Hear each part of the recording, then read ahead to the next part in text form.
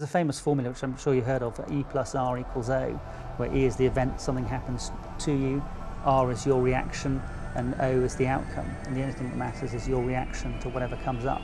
Because you know in life, in business, stuff's going to come up at some point. You just don't know what it is. And it's all about your reaction, how you deal with that. Hey everybody, welcome to Impact Theory. Our goal with this show and company is to introduce you to the people and ideas that will help you actually execute on your dreams.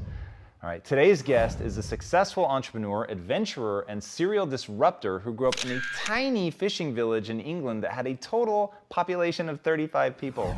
Despite that, he started his first business when he was just 14, and by the time he was 16, he was exporting a half-ton of crab to Spain per week.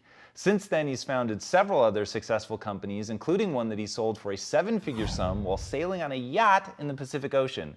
But he wasn't sipping martinis and playing shuffleboard. He was in the middle of a beautiful, albeit brutal journey that would test his courage, leadership, and resilience. After years of struggling to save a failing business and working on a marriage that was lukewarm at best, he realized that he needed to radically change his life.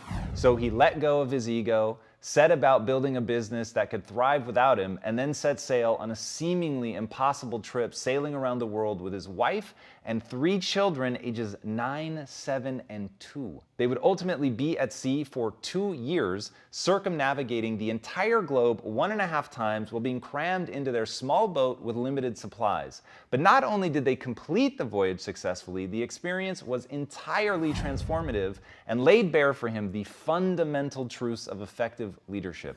Since returning, these insights have made him one of the most sought-after speakers on the subject of teamwork and leadership, and he is regularly featured in the most prestigious media outlets in the world, including the Wall Street Journal, BBC, the New York Post, and CNN. So please, help me in welcoming the man who stitched a gash in his daughter's forehead with a strand of her own hair while in the middle of a stormy ocean. The author of Where the Magic Happens, Caspar Craven. Fantastic. Excellent. Well, welcome. What an introduction. Thank you. Dude, what an amazing response to not being satisfied with your life and to feeling that you could do more. I mean, that's really extraordinary. And that's the thing that blew me away with the book, with the speaking that you do, is where this all started. Mm-hmm. So talk to me about intention. Okay, so the whole thing that I wrap this up in these days is all about the philosophy and how you think about life. And it was 2009, and my wife and I, who you alluded to in the bit at the top there, our marriage wasn't in the greatest shape. And, you know, we'd have arguments about money, not spending enough time together with the children, all those sorts of things. And we were kind of asking ourselves the question, is this all there is to life? And to the outside world, it probably looked okay. You know, we had sort of young family, lived outside London, and you know, running my own business. But the inside story was very, very different. It was difficult and it was painful.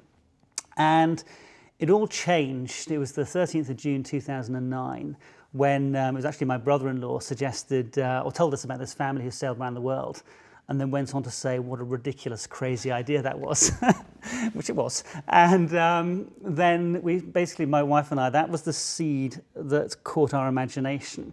And we said, why don't we go and do something radically different with our lives? And the idea was crazy back then because we didn't have the money. My wife, she'd been on a boat twice and she'd been seasick both times at that point. And yeah, we didn't have a boat either. So there were lots of good reasons why we shouldn't have done it.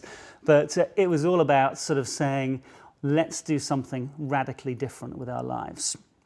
And I guess the whole thing started with the intentionality of sitting down with my wife, and we spent a lot of time listening to each other and saying, what's really important to you? And we created these 2 different lists. So I visualized it like, here's all the things that was important to me, and here are all the things that are important to my wife.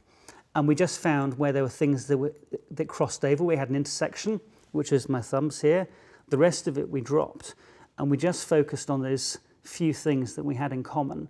And then we just created a different narrative of the future, which was all around only those things that we shared in common.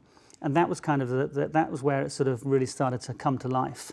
Because when you talk about things that excite both of you, then that creates energy. Whereas before I've been saying I want to do this, Nicola was saying she want to do this, and you just end up clashing. So it all came with creating a different story of the future, basically. One thing that I find so amazing in that is getting out of the energy of bickering and fighting and worrying about money and all that. I know the vibe that creates, and I know the way that it makes you come at each other. How'd you guys conceptualize maybe in the beginning just we need to think about this a fundamentally different way, and instead of talking about all the things that we disagree on, start talking about that area. About that piece there. So what we would do is, it gets to the weekend, we wait until the kids had gone to bed, they were aged 2 and 4 then, and we just ask ourselves the question, what's really important to us in life? And when we started to free flow and let those questions come out, and I would ask Nicola, I'd say, tell me everything that's really important to you. And I would write down everything that she said, and then I'd say, this is what I heard. That process in itself, we call that deep listening. I think that's a really, really rare thing, that people really sit down and understand what's important to your partner. That, for me, was the first part that started to change our direction, by really listening to what was going on. So I think that's where it started, with the listening piece. Deep listening, that's really strong. It actually makes me want to like go do that with my wife immediately. Like that's and I feel like I know my wife, but we've actually never done that where it's like I write it down and then say back, this is what I think I understand. Now, so was this all stuff that was coming from what you were learning about team building and work, and you were bringing those strategies into the house? So at this stage, the business was still struggling. And we thought, well, let's create an exciting narrative for us and what we want for our future. Because the previous model of the world that I'd had been build a business up, sell it, get some money, and then go off and have family time. But in our mid-30s, that wasn't working, and I hadn't figured out the secret to really grow a successful business at that stage. So we kind of came at it from a different angle and said, okay, well, I'm about to lose my marriage unless we sort something out here, so let's pay attention to that. And that just happened to be the key that unlocked it. And that whole philosophy of putting family first and then creating the businesses which would support that. So the whole business journey is another one where I almost broke my business, but I'm sure we'll come on to that. But it's that piece of the deep listening, that was really the core of it.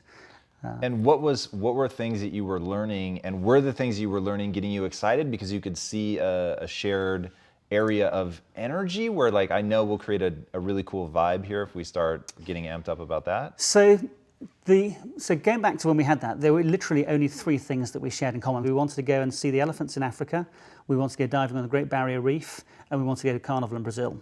That was it. There wasn't a huge amount to go on, right? It was 3 holidays. So we created the narrative around that, and we just played with what that might look like. And it was Nicola who actually said, well, why don't we get a boat and go and sort of join the dots up by sailing around the world? And that was kind of how it started to come together. But we then we got a piece of paper. It was the headed note paper from my old business. And we literally wrote out a mission statement, which started on the 1st of August 2014. We're setting sail as a happy, contented family, having achieved so much money, and this is how we're going to do it. And also, this is what we're going to do afterwards, because this can't just be a one-time only thing. This has to be the narrative for how your life is going to continue into the future. And we set a date, so the 1st of August 2014, that date was literally locked in stone. And when we told everybody that this is what we're going to do, then of course everybody laughed and said we were crazy and told us all those reasons that we couldn't do it. That's crazy. And so I've read the letter, which is you actually put a photo of in your book, which I thought was really cool to see it in your handwriting, to see you guys adjusting words and stuff. Yeah, exactly. You see the grits crossed out afterwards. Which was really cool. I loved that. And knowing that you guys hung it up and it was there for so long.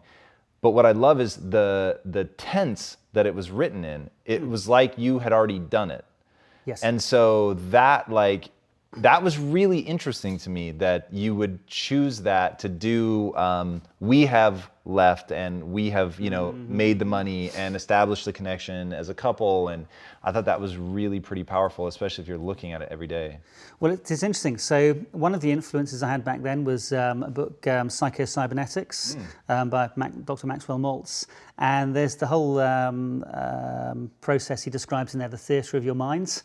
And literally every day for the 5 years after we created that, I would come downstairs 5:30 in the morning, and I would sit down and I'd do 5-10 minutes seeing everything in the theatre of my mind.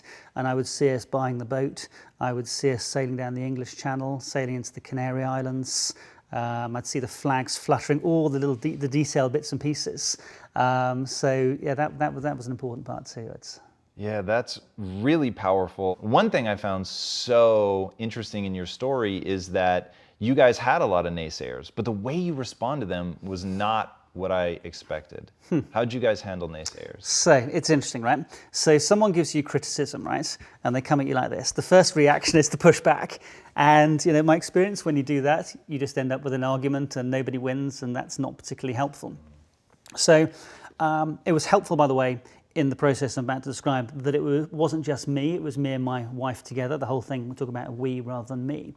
So when people told us all the reasons that we couldn't do it, that sometimes those reasons come across so powerfully, they sound like facts, but they're just opinions. And it's really important to remember that distinction, that they are only opinions. But whenever someone told us things like that, we didn't dismiss it out of hand, we'd write it down. And then we put that piece of paper to one side. And that list that got bigger and bigger over time, of course. But because we'd spent that first 6 months talking about the vision of where we were going to go, and also the purpose of why we were doing it, which was to create magical, life-changing experiences for us and our children. We spent a lot of time talking about that purpose, actually. That we got so clear on that became this unstoppable momentum, that when we then came back to all those reasons why not, then we could start to work our way through those methodically. And it's interesting because we have a saying in our family that if it was down to me, nothing would ever get finished. If it was down to my wife, nothing would ever get started. So we kind of work quite well together as a team. And we'd literally take each of those different areas. And so, for example, one of the areas was medical. And we think, okay, well, how are we going to deal with this if something happens on the boat, which you mentioned before, it did. And we had to figure out a way to get comfortable with that. So we both trained to become ship's doctors, do the most intense medical training you can do outside of becoming a nurse or a doctor. And then we always made sure we knew where there were other doctors and other medical resources that we can go and draw on. So rather than being overwhelmed by this whole list of reasons we can't do it, then we just literally worked our way through them one by one, or rather my wife took control of doing that and figured out all the detail to it. So it's a real team thing. Talk to me about your concept of relentless action. That was something that I found really powerful, because the criticisms, like you were saying, were coming. You like to choose to believe that they were coming from a place of care, and which I think is really smart. And so, hey, they're just worried. They want to voice all the things that they think maybe we aren't thinking about. But they had a pretty damn good list of reasons why you shouldn't. Like, you even listed them yourself. But one that I've never heard you talk about, but was the one that jumped out at me on your board, was pirates. And I thought, oh God, like there's a lot of legitimate stuff to be freaked out about. And like, how do you go in and put your plan of attack together to deal with those things, and to use relentless action to find solutions to all this? Yeah, I mean, the relentless action for me comes from the fact that that whole thing, you know where you're going, you know why you're going, and you are locked into that. And it's that whole thing. You try something, if that doesn't work, you try something else. If that doesn't work, you try something else. But for me, when you make a decision and you say that is going to happen, come hell or high water, you're going to find a way. And you always say, if there's something you want, you're either going to find a way or you're going to find an excuse. Those are the only two options, right? So the relentless action piece is, that going until you find it. And the filter that I ran in my mind, that people are just caring about us, and it just sometimes comes out in a funny way, that just made it easier to deal with and think about all those different issues. And the one that I think would be a great excuse for most people is that you guys didn't have the money. And so it's the story, there's so many interesting pieces in it, that you're a successful entrepreneur, that you're a disruptor, and that you've been active as an entrepreneur since you're 14, and you hear all the success, but once you realize that the timing was, you guys put a 5-year ticking clock. Correct. Yeah. You set we have done this as of this date, and it was a lot of money to get the boat. So how do you, like, when the business isn't working and all that, I'd love to hear some of the mechanism of what you did to the business to actually achieve that, because it's pretty extraordinary once you have that driving force that you actually pulled it off. It was late in 2011. And I was feeling the pressure now, because before it was, it was 5 years away, and now it's 3 years away. Oh, that's suddenly getting closer, right? And it's like, okay, so I've got to do something different. So my mind was now starting to look out for different things that I could do. And I came across a guy from the States, Dan Kennedy, and I started going to his seminars and events. And I went to one at the end of 2011. And I literally had sort of light bulb moments going off all inside my head.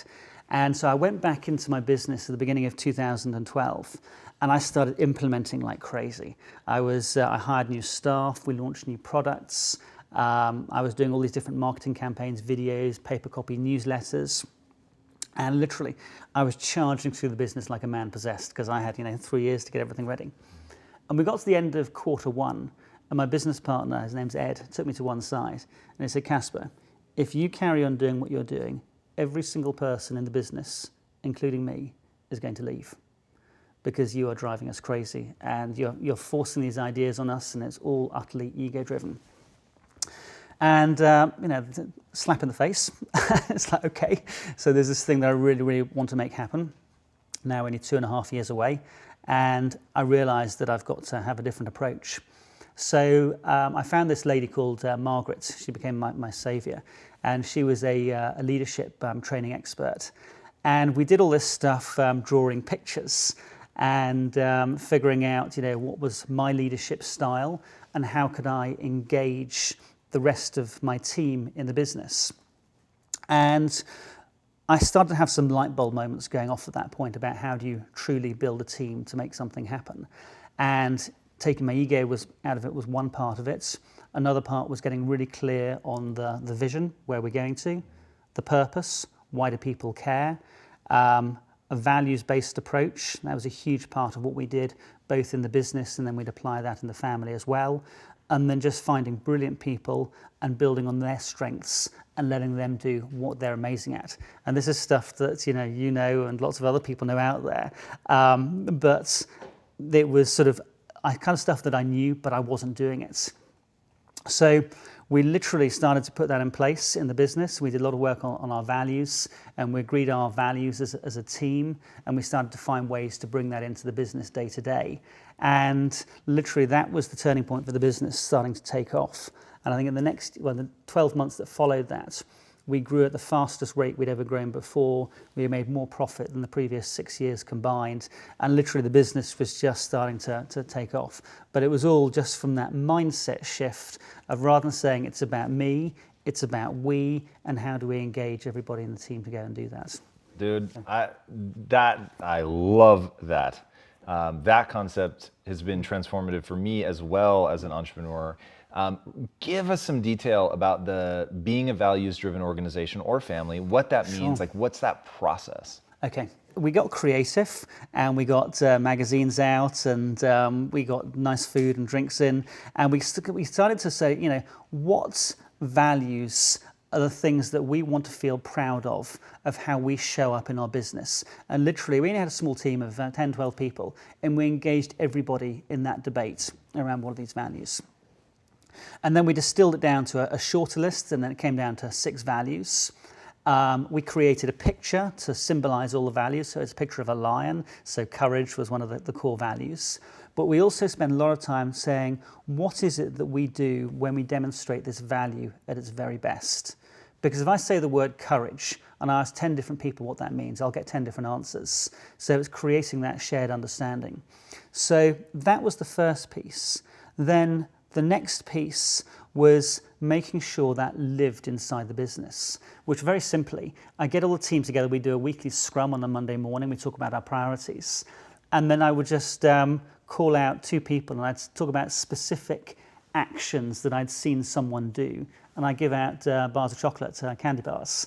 And then I got other people in the business to start to spot and hand out the values prizes. So I'm training people to look for what's right. Because that whole thing, our brains are hardwired and trained to look for what's wrong. And in terms of growing people, I don't think that really helps. It's that whole thing about building on people's strengths. So the values framework provided us that conversation around building on people's strengths. And what was fascinating, so that was a key part in transforming the business.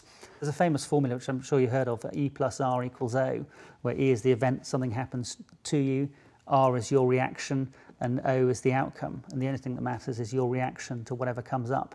Because you know, in life, in business, stuff's going to come up at some point. You just don't know what it is.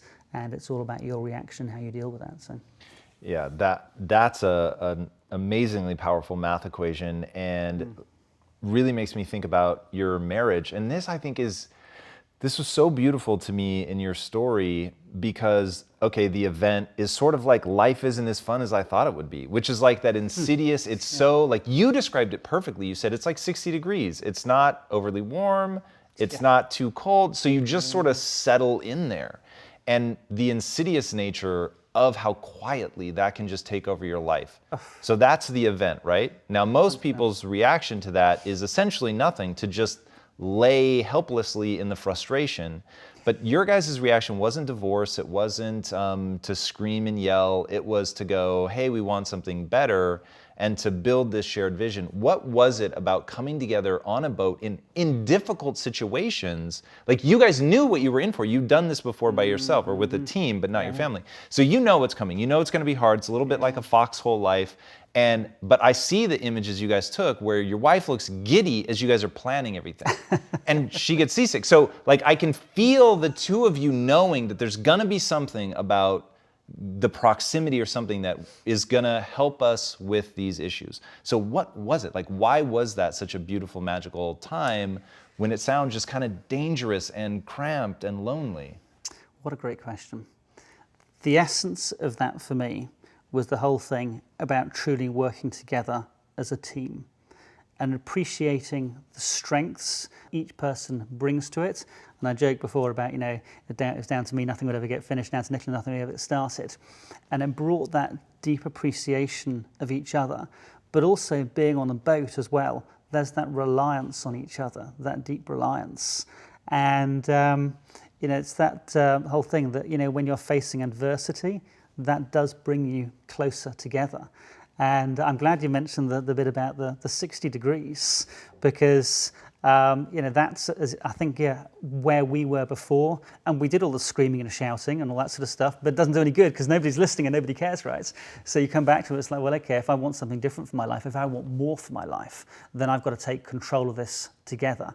And I think one of the sentences my wife always says is that most people end up living 1 centimetre away from their own faces, and you're just caught up in the here and now, and you don't take that time to imagine and dream and create a more exciting story. I mean, literally, that story was the thing that just pulled us out there into the future. That was the essence of it.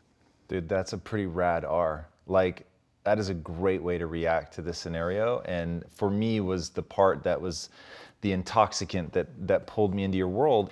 And hearing you talk about one day, you said, I've had countless conversations with people where the answer is one day. Yeah. What is that conversation?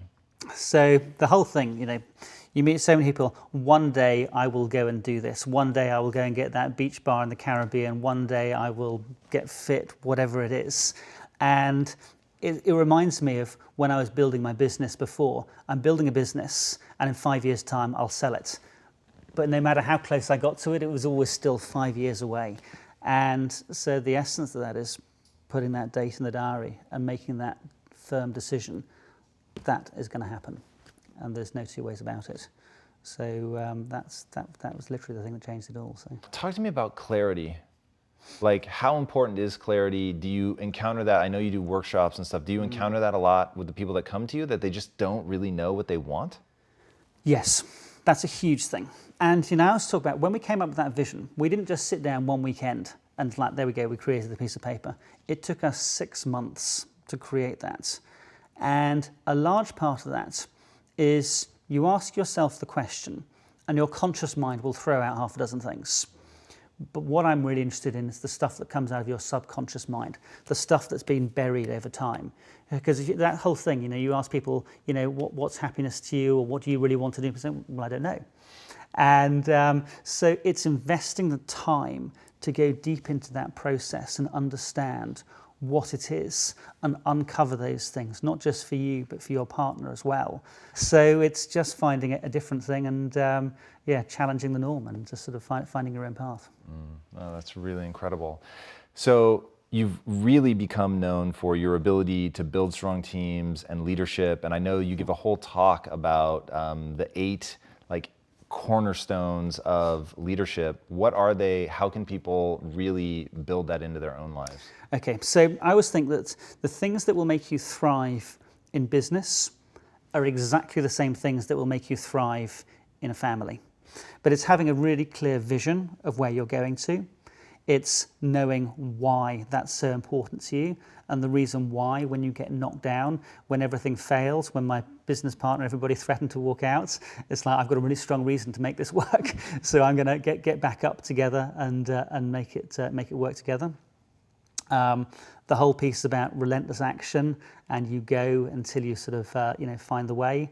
There's a lot in there as well about not waiting for perfect. You mentioned why people don't often do things. I think that's a big one, because I think this whole concept of perfection for me is such a dangerous concept, because people wait until everything is perfect before they can move forwards. So when we left the UK, our boat was not perfect. We only bought it 10 weeks before we left, and that was a short period of time. And when we did slip lines and leave Southampton, one of the toilets wasn't working and there were a few problems with the boats. But we asked ourselves 2 questions. 1, have we got a good, safe boat and all the fundamental things work? Yes. 2, do we trust ourselves that we'll be able to figure out the answer to whatever it is that comes up? And we could answer yes to both those questions. So it's like, right, that's it. We're going to get going. I've got friends who've got boats who are going to go sailing around the world at the same time as we were. They're still in England. They haven't left because they're waiting for perfect. It doesn't exist. Another one is a happy team is a fast team. You get people in roles that they love doing, where they're thriving, where they feel fulfilled, then you'll go fast. That was what we did in the business, and that was what we did on the boat as well. So that's a really important one about getting people in the right roles. Emotional resilience is another one about the living your values and how do you deal with stuff when it comes up. And also a massively overlooked one. Everyone talks about this, but the whole power of celebration. And whenever we had small victories, we would celebrate those, because small victories lead to big victories. So it's just creating that winning habit.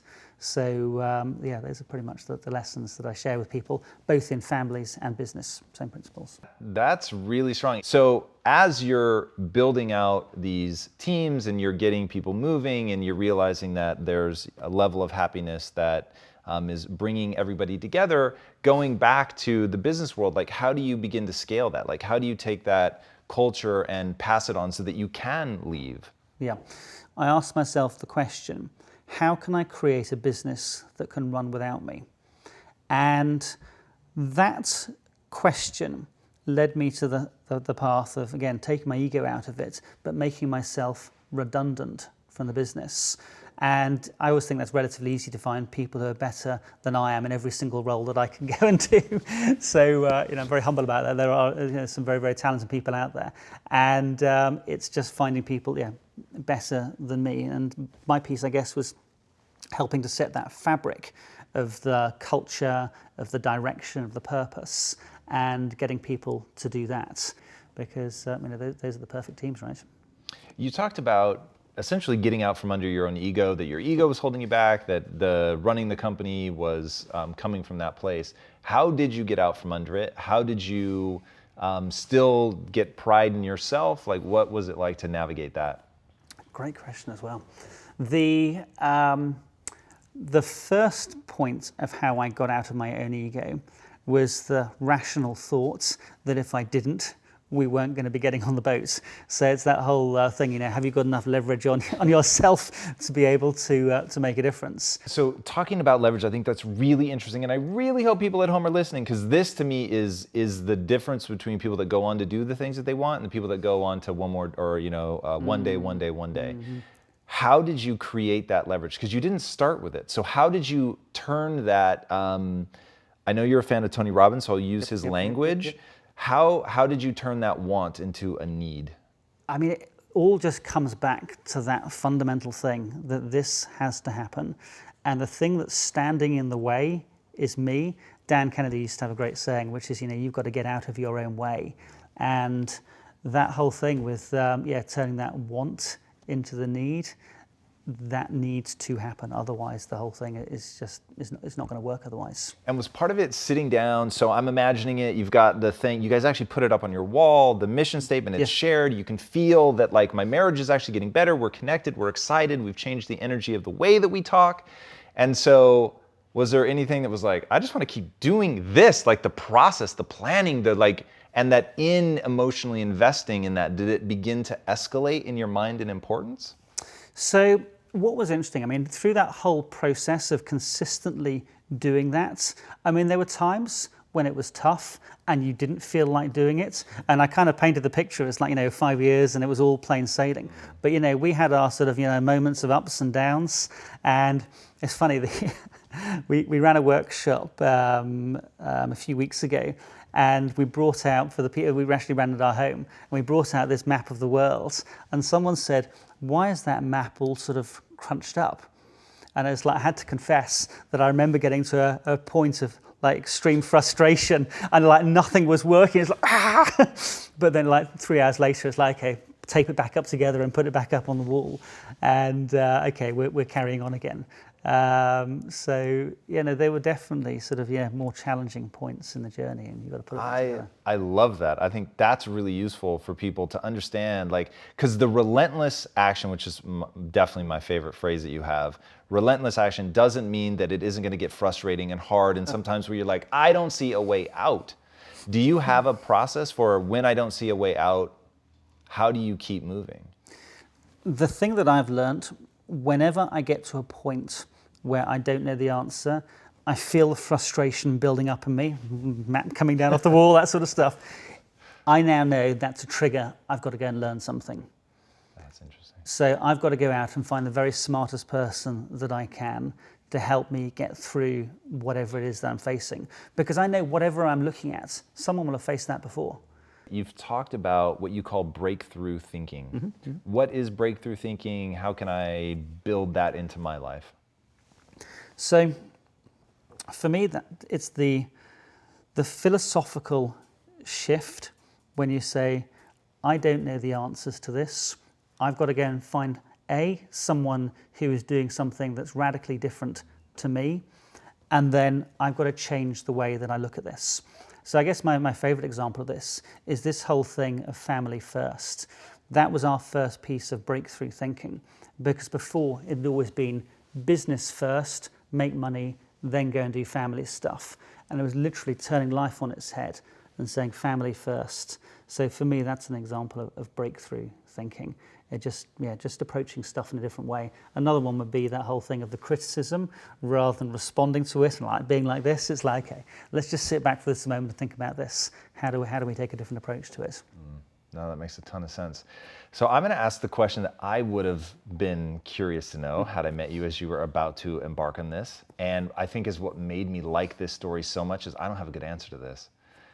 How did you face that this is dangerous and you're going to take a 2-year-old out into the ocean? Like that's one of those that like you hear about somebody else doing it and your stomach drops. Was that just a non-issue for you because you've sailed so much, you know that it's all, they're hard waters, but they're navigable ultimately? Or was it like some things are just important enough to take risks? So it's definitely not the last one. So it's interesting. So when people hear the story, there's the first reaction is usually, you must be utterly insane to take a 2-year-old on a boat around the world. I get it. So we took nothing lightly at all. And our approach was this huge level of rigorous planning, thinking through every single risk and how do we mitigate that. So for the last, I don't know, 18 months or so before we left, whenever you saw my wife Nicola, underneath her arm would be this huge folder, and there'd be detailed spreadsheets, literally going through every single thing we could think of. So the medical training is one example, the homeschooling was another example, and not only that, we went and found communities of sailors who had done similar things before, and we went and said, how did you manage these risks? What did you do? Learning seems to be a big part of the adventure, and I was wondering if, so I was really, really hardcore about learning Greek for a while because my wife and I had planned to have kids at the time, and so I really wanted, because she speaks Greek fluently, so I wanted to be able to speak Greek fluently so we could teach it to our kids. Yeah. And she just this weekend was lamenting that we weren't practicing Greek anymore, but the punchline was she wasn't really bothered to do it anymore because it no longer had like that driving purpose. And was that part of, and I asked this question because I think there are people out there listening right now, they're one dayers, right? Like one day. And if they understood how many little things in this, that it would affect their life and for the better, was there something to having that driving purpose that gave learning like such intensity that the learning itself became fun and addictive and you really leaned into it? Totally. I mean, that's, yeah. So again, the driving force, date in the diary, that's the vision, that's the purpose, that's why we're going to go and do it. We did get addicted on learning. What was interesting as well is the whole side of homeschooling as well on the boats. So when we left, we had the boat loaded up with all the curriculum books from the schools. And I remember about 3 months in, as we're sailing down the European coast, and I'm sitting there with my son, he's called Columbus, and trying to teach him about the kings and queens of England. And I come down after an hour, and there's this sort of glaring sheet of blank paper, and the pen has not moved, and he's not even remotely interested in anything going on with kings and queens of England. So I said to him, it's like, what are you interested in? So he said, I'm really interested in fishing. So I said, okay. So we then got all the fishing books out, and he started reading about all the different fish in the different oceans and how to catch them and so on. So now his reading is starting to move forward at a good speed. We then start catching fish. So we're catching these great big yellowfin tuna and mahi-mahis. So now we start to dissect them. So we're learning biology. He's now writing in his journal, and he's weighing them, he's measuring them, and drawing these beautiful pictures saying where we caught it. And then it led him to setting up a business, making and selling fishing lures and advice sheets. So we get to an anchorage, and he's going around in the dinghy, going around to all the other boats and said, do you want to buy fishing lures? So what was fascinating is we just took something that he was really passionate about, and we just went deep into that. And that led him to literally every single subject, to literacy, to numeracy, to business, to science. So that whole approach to learning and finding those things, they were saying, you know, that set your soul on fire, that excite you, that make you curious and want to learn more, find those things. And I think, you know, there's fundamental issues with our current education system. And I think, you know, the skills that our children of the future need are very different to the ones we've had in the past. And I think the secret, a part of the secret, is finding what each person is passionate about, because they'll learn. Columbus' learning rate literally went through the roof when we did that. So that whole learning thing is really, really cool to us. Yeah, that's super cool. So in the book, you do like call outs, skipper's learnings, lessons. What are some of the like really key lessons that have been transformative for you, for your family? I think the whole thing about the we, not me, is been a really key one. Learning to appreciate the strengths of the people around you and getting them to do what they are brilliant at doing. I love the whole thing about, you know, there's one or two things we're extraordinary at, and oftentimes you don't realize what they are because you do them so innately. So it's being more of what you are really good at.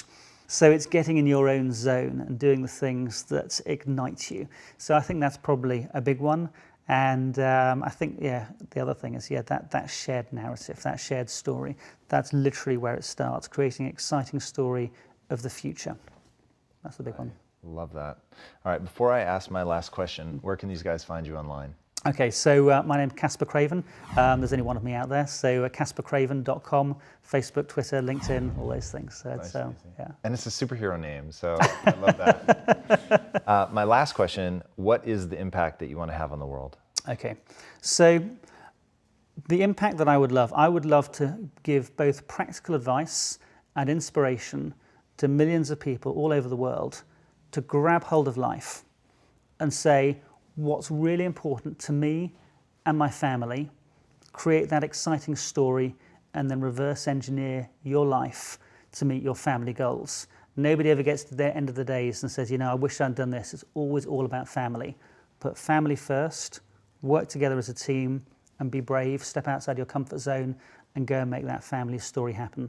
So that's my personal mission. And every week I get these amazing messages from people saying that the impact our story has had on them. And I've become utterly addicted to that. When I came back, I started doing other businesses, and I've kind of parked all of that because this is the most exciting thing that I've ever done, having an impact on other people and getting them to grab hold of life and say what's really important to you and your family. I love that. Caspar, thank you so much for coming on the show, man. That was incredible. Thank you. Really incredible. Hey everybody, thank you so much for watching and being a part of this community. If you haven't already, be sure to subscribe. You're going to get weekly videos on building a growth mindset, cultivating grit, and unlocking your full potential.